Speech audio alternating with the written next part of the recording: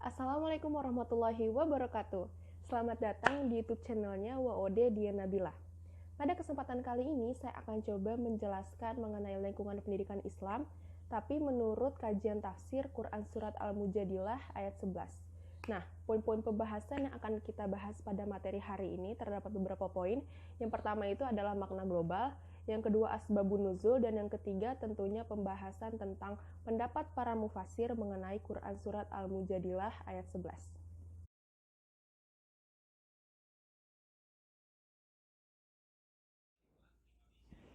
A'udzu billahi minasyaitonir rajim. Bismillahirrahmanirrahim.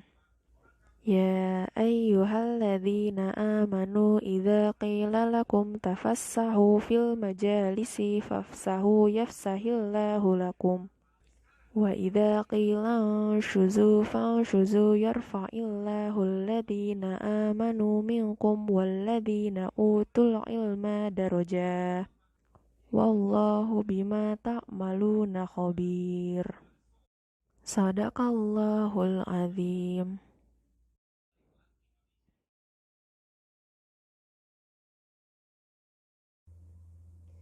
Terdapat riwayat yang menyebutkan bahwa ayat ini turun pada hari Jumat.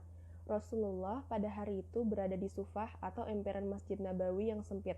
Beliau ketika itu sedang menerima tokoh-tokoh Muhajirin dan Ansor yang turut bertempur dalam peperangan Badar. Kemudian mereka memberikan salam kepada orang-orang yang berada di tempat itu dan dijawab dengan semestinya. Tetapi yang baru datang itu tidak diberi tempat duduk, maka terpaksalah mereka berdiri. Beberapa orang dari tokoh Badar itu diantaranya Sabit ibnu Qais yang datang terlambat di tempat itu, dan kebetulan telah ada beberapa orang yang mendahului mereka. Tokoh-tokoh Badar itu berdiri di luar berhadapan dengan Rasulullah dan memberikan salam kepadanya. Kata mereka, Assalamualaikum ayuhan Nabi warahmatullahi wabarakatuh. Nabi menjawab salam itu. Melihat hal itu, Rasulullah kecewa. Maka berkatalah dia kepada orang-orang di sekitarnya, bangunlah, bangunlah. Beberapa orang yang berada di sekitar beliau berdiri dan memberikan tempat duduk kepada para tokoh Badar. Tetapi dengan perasaan tidak senang, hal itu dijadikan oleh orang-orang munafik sebagai celaan. Kata mereka, demi Allah, Muhammad tidak adil. Ada orang-orang yang duduk di dekatnya disuruh bangun untuk memberikan tempatnya kepada orang-orang yang datang terlambat. Maka dengan itu turunlah Quran Surat Al-Mujadilah ayat 11 ini.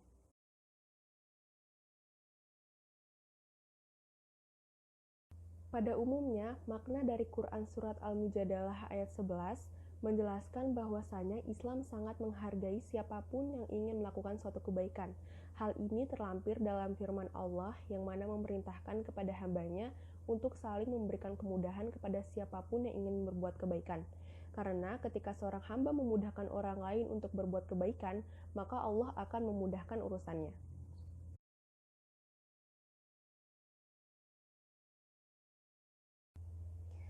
Dalam tafsir Ibnu Katsir, Rasulullah SAW bersabda yang artinya, barang siapa memberikan kemudahan kepada orang yang ada dalam kesulitan, maka Allah akan memberikan kemudahan di dunia dan di akhirat. Dan Allah senantiasa membantu seorang hamba selama hamba itu terus membantu saudaranya. Imam Ahmad meriwayatkan dari Abu Mas'ud, ia bercerita, Rasulullah SAW senantiasa mengusap pundak-pundak kami seraya mengucapkan yang artinya, luruskan dan janganlah kalian berselisih yang menyebabkan hati kalian tercerai-berai. Hendaklah orang-orang yang sabar lagi berpikiran luas menempati tempat setelahku, kemudian disusul oleh orang setelahnya dan orang itu setelah orang-orang setelahnya. Dalam riwayat yang lain, Al-Hasan mengatakan bahwa para sahabat Nabi mendesak-desak di dalam medan pertempuran dan tidak mau memberikan ruang kepada kawan-kawannya, karena mereka ingin cepat-cepat memperoleh syahadah. Dari ayat ini kita memperoleh beberapa pengertian, yaitu yang pertama, para sahabat ingin mendapatkan tempat yang dekat dengan Rasul agar mudah mendengarkan pembicaraan beliau. Dan poin yang kedua, ayat ini menyuruh kita memberikan tempat kepada orang yang baru datang, sekiranya masih mungkin dilakukan sebagai rasa persahabatan di antara sesama kita. Ketiga, orang yang memberi keluasan kepada hamba-hamba Allah, niscaya Allah akan memberikan kebajikan dunia dan akhirat kepadanya. Maka dari ayat ini kita mempelajari beberapa adab-adab Islam, di antaranya Tempat itu untuk siapa yang dahulu datang. Tidak boleh orang itu dibangunkan dari tempat duduknya untuk diduduki oleh orang lain. Yang kedua, sepatutnya lah orang yang lebih dahulu melapangkan tempat duduknya bagi saudaranya yang baru jika keadaan masih memungkinkan. Para fuqaha masih ada yang berbeda pendapat tentang hukum bangun berdiri karena kedatangan seseorang. Ada di antara mereka yang membolehkan berdasarkan hadis Nabi. Berbunyi, berdirilah karena datang orang yang mengepalmu. Yang dimaksud dengan orang yang mengepalnya adalah hakim dan pemuka-pemuka rakyat.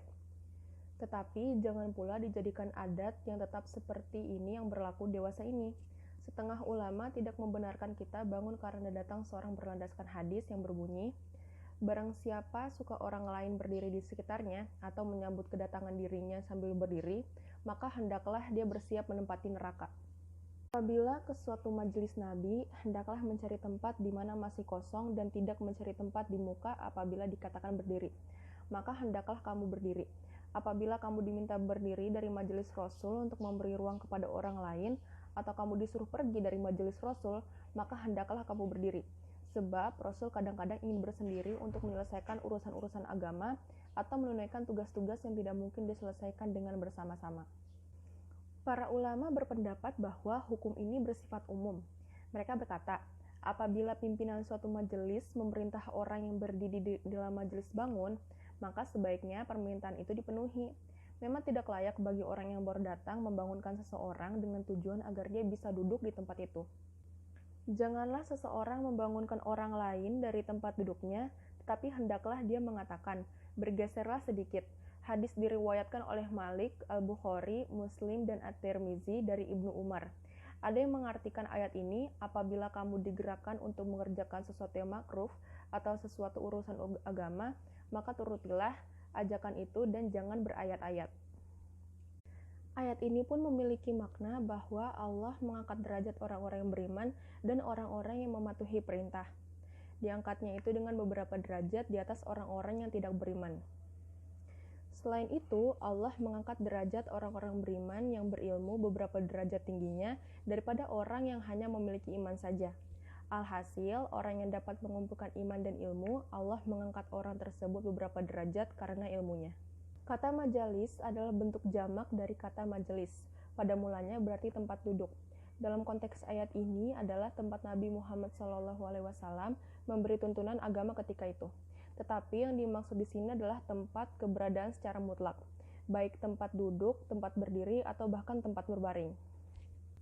Karena tujuan perintah atau tuntunan ayat ini adalah memberi tempat yang wajar serta mengalah kepada orang-orang yang dihormati atau yang lemah, seorang tua non-muslim sekalipun, jika kita sebagai orang yang muda duduk di bus atau di kereta, sedang dia tidak mendapat tempat duduk, alangkah lebih baiknya jika kita memberinya tempat duduk. Banyak dari para sahabat Rasulullah mengerumuni beliau karena ingin mendengar butir-butir dan nasihat dari bimbingan beliau. Dan apabila masyarakat itu kian berkembang, kian banyaklah majelis tempat berkumpul membincangkan hal-hal yang penting. Tentu saja majelis demikian kadang-kadang menjadi sesak dan sempit karena banyaknya orang yang duduk. Dan kadang-kadang orang yang terlebih dahulu masuk mendapatkan tempat duduk yang bagus, sedang yang datang kemudian tidak dapat masuk lagi. Kadang-kadang pula disangka oleh yang datang kemudian tidak dapat masuk lagi. Kadang-kadang pula disangka oleh yang datang kemudian bahwa tempat buat duduk di muka sudah tidak dapat menampung orang yang baru datang lagi. Sehingga yang baru datang terpaksalah duduk menjauh, padahal tempat yang di dalam itu masih lapang. Kadang-kadang orang yang telah enak duduknya di dalam itu kurang enak kalau ada yang baru datang meminta agar mereka disediakan tempat. Nah, ayat ini menurut Hamka adalah untuk melapangkan hati, bukanlah melapangkan tempat. Artinya, karena hati telah dilapangkan terlebih dahulu, menerima teman, hati kedua belah pihak akan sama-sama terbuka. Hati yang terbuka akan memudahkan segala urusan selanjutnya. Tepat sebagaimana bunyi pepatah yang terkenal, duduk sendiri bersempit-sempit, duduk banyak berlapang-lapang. Dudukku sendiri, pikiranlah yang jadi sempit, tapi tahu apa yang akan dikerjakan. Namun setelah duduk bersama, hati telah terbuka, musyawarah dapat berjalan dengan lancar, berat sama dipikul, ringan sama dijinjing. Alhamdulillahirabbil alamin, segitu dulu penjelasan mengenai lingkungan pendidikan agama Islam. Semoga bermanfaat. Saya Waudy Nabila, mohon maaf apabila masih banyak kekurangan. Wassalamualaikum warahmatullahi wabarakatuh.